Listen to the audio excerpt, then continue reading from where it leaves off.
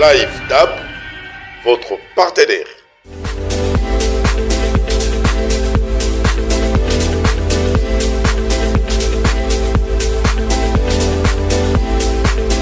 Jeudi 24 juillet 2025, amis téléspectateurs, mesdames, mesdemoiselles et messieurs, très ravi de vous savoir une fois de plus devant vos postes téléviseurs au petit écran pour suivre la revue de presse en ligne à la une. À la une avec Amouli Binamissi Dédé, nous parlerons énormément des ordonnances présidentielles signées par le chef de l'État la journée d'hier soir et ramenant la personne de son excellence monsieur André Ouamesso à la tête de la Banque centrale du Congo et madame Kabedi qui devient en ce moment-ci présidente du conseil d'administration de la CADECO. Il y a d'autres nominations que nous parlerons de ça à la une d'aujourd'hui. Nous remercions DAB, Live DAB qui ne cesse de nous soutenir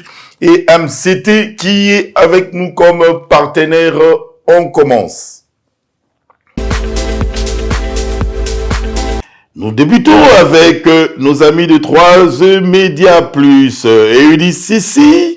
Au ministère de Fonction publique, chez le vice-premier ministre Jean-Pierre Liaou, la loi portant au statut des agents de carrière de service public de l'État, ce qui change.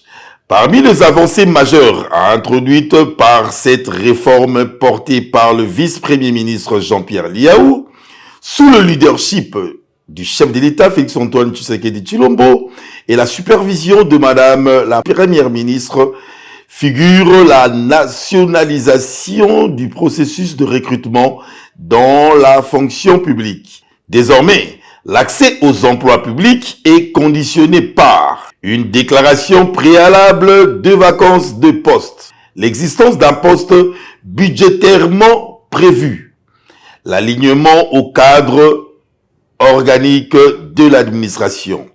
Ces mesures visent à mettre fin aux pratiques irrégulières ayant donné naissance au statut d'agent non payé ANP, nouvelles unités ANU et non affectées ANA, qui ont longuement déstructuré l'administration congolaise. La loi consacre le principe d'égal accès, de transparence, de mérite et de réponse aux besoins réels des institutions publiques. Liberté Actu de notre confrère de Jésus Bélédou, lui Sinsisi, nommé gouverneur de la Banque centrale du Congo, André Ouamesso remplace Malangou Kabedi. C'est dans la soirée de ce mercredi 23 juillet 2025, par ordonnance présidentielle, lue à la télévision nationale à RTNC, que l'information a été rendue publique. André Ouamesso Koualoki est officiellement nommé gouverneur de la Banque centrale du Congo BCC, succédant à madame Malangou Kabedi Mboui, dont le mandat s'achève après près de 4 ans à la tête de l'institution. André Ouamesso, jusque-là, directeur de cabinet adjoint du chef de l'État en charge de questions économiques et financières, a également été l'un de 5 ambassadeurs itinérants du président Félix Tshisekedi. André Ouamesso est un spécialiste en finance et ingénieur commercial, ce qui lui confère une expertise solide pour diriger la Banque centrale. Sa prise de fonction intervient dans un contexte où la RDC cherche à conforter l'indépendance de la BCC et à renforcer la stabilité macroéconomique, notamment pour satisfaire les exigences du Fonds monétaire international. André Ouamesso sera secondé par le 2 vice-gouverneurs actuels Dieudonné Fikiri Alimasi Ouassani et William Pambou, qui assureront la continuité de mission de la Banque centrale. La Banque centrale du Congo, créée en 1951, est basée à Kinshasa est l'institution responsable de la stabilité monétaire du pays. Depuis juillet 2021, elle était dirigée par Madame Malangouka Bedimboui, première femme à occuper ces postes. Signé Franck Moubé Nachai. Notre confrère Ozengolo, il signe ceci, Jontini Ngobila Mbaka, de l'humiliation à la reconnaissance, la loyauté d'un homme d'État. L'histoire politique récente de la RDC retient un homme qui a traversé la tempête avec une dignité rare. Jontini Ngobila Mbaka, farouchement combattu, a couronné par une série de prix et distinctions. Son nom est désormais associé à la persévérance, à la loyauté et à la force d'un leadership visionnaire. Un parcours semé de preuves, injustement accusé d'avoir bourré le machine à voter, traîné dans la boue par ses détracteurs, suspendu de ses fonctions de gouverneur de Kinshasa, dans des conditions humiliantes, une situation sans précédent. Ngobila a même été convoqué jusqu'à la Cour de cassation. Ces attaques auraient pu briser bien de carrière. Mais lui, au lieu de céder à la rancune, a choisi de tenir bon. Convaincu que l'histoire finit toujours par rendre justice à ceux qui servent avec intégrité, une fidélité sans faille envers Félix Tshisekedi. Malgré les injustices, Jontini Mbaka Ngobila est resté fidèle au président de la République, Félix-Antoine Tshisekedi Tshilombo. Ni la calomnie, ni l'humiliation n'ont pu briser son engagement sincère envers le chef de l'État. À travers son parti, l'Alliance de Congolais progressistes ACP, il a mobilisé sans relâche pour soutenir la vision présidentielle, prônant un attachement sans hypocrisie au projet de développement et de modernisation du pays. Cette loyauté prouve, dans le moment le plus sombre, force aujourd'hui l'admiration. Elle fait de lui un acteur politique d'exception, un homme capable de transcender les épreuves pour rester fidèle à ses convictions. Des traces indélébiles dans Kinshasa. Son passage à l'hôtel de ville de Kinshasa a laissé une empreinte visible.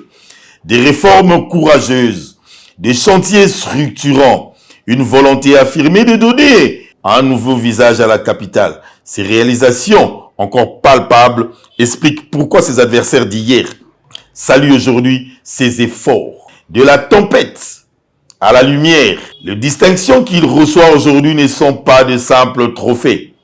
Elle incarne la reconnaissance d'un homme qui a souffert pour ses convictions et qui a refusé de céder au découragement. Elle se rappelle aussi de la culpabilité collective de ceux qui ont tenté de la battre, sans jamais parvenir à étouffer son influence ni sa détermination. Le triomphe de la vérité Jontini Mbaka Ngobila reste la preuve vivante que la vérité et la loyauté triomphent toujours. Des complots et des mensonges n'ont pas de place. Nos amis de Liberté Actu, et ils écrivent ceci, Patrick Mouyaya dénonce le modèle économique du Rwanda fondé sur le pillage et la contrebande. Le porte-parole du gouvernement congolais, Patrick Mouyaya, a vivement critiqué le modèle économique du Rwanda, l'accusant d'être fondé sur le pillage de ressources naturelles de la République démocratique du Congo. Lors d'un débat public tenu ce jeudi 24 juillet à Kinshasa, prenant la parole lors de la deuxième session du débat citoyen organisé par la Synergie pour la transparence du processus de paix, sous le thème différents processus de paix et le peuple dans tout ça. Le ministre de la Communication et Médias a déclaré: le Rwanda est un pays qui s'est construit en exploitant corruption, pillage, contrebande sur une partie de notre territoire. Et le modèle économique rwandais aujourd'hui s'est construit sur la base de ces pillages. Selon lui, la persistance de violence dans l'est de la RDC n'est pas seulement liée à des ambitions militaires ou politiques, mais à un impératif de survie économique pour Kigali. Cette guerre Si vous devez la regarder de leur point de vue, c'est une guerre de survie. Sans la guerre, il n'existe plus dans le modèle qu'ils ont aujourd'hui, a-t-il affirmé. Cette sortie intervient dans un contexte de tension régionale persistante. Malgré les récentes avancées diplomatiques, telles que la déclaration de principe signée le 19 juillet 2025 à Doha, entre le gouvernement congolais et le mouvement rebelle M23FC, et l'annonce d'un accord global de paix prévu pour le 17 à Doha entre la RDC et le rebelle soutenu par le Rwanda selon Kinshasa. Patrick Muyaya a par ailleurs plaidé pour une plus grande implication du peuple congolais dans le processus de paix, estimant que les citoyens doivent être informés et consultés sur le choix qu'il engage la souveraineté et la sécurité du pays. Franck Moubeni Chai pour Liberté Actu. Nous allons finir avec nos amis de Netic News.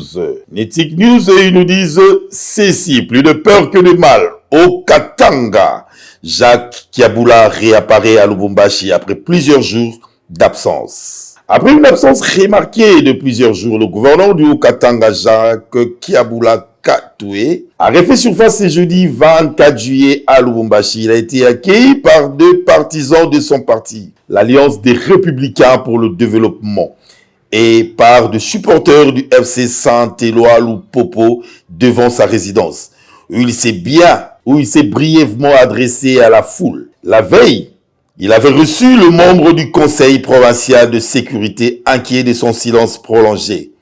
Cette réapparition intervient dans un contexte de forte tension politique. Le gouverneur n'avait pas répondu à une convocation du vice-premier ministre de l'Intérieur, Jacquemain Chabani, à Kinshasa, concernant des consultations jugées sensibles.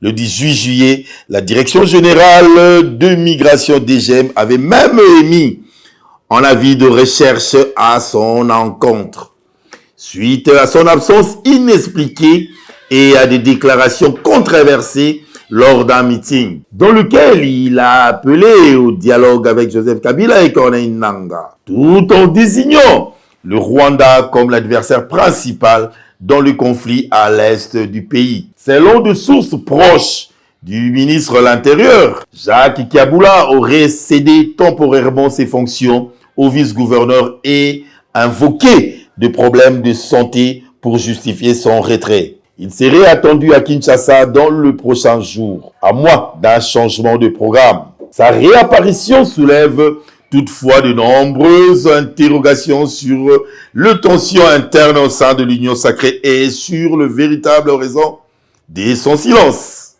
Signé Gauthier Sey. Amis téléspectateurs, mesdames, mesdemoiselles et messieurs, merci de votre disponibilité pour suivre votre revue de presse en ligne présentée par Amouli Bin Amissi, Dédé d'aujourd'hui 24 juillet 2025. Je vous remercie énormément et je remercie Live Dab et MCT, votre entreprise qui disponibilise pour vous de motards et de motos pour le dépôt et pour vos courses liées à vos colis, marchandises et autres. Merci. On se voit demain à la même heure avec à la une votre revue de presse en ligne. Toujours avec moi, on m'appelle Amouli Bin Amissi, Dédé, bye. Live Dab, votre partenaire.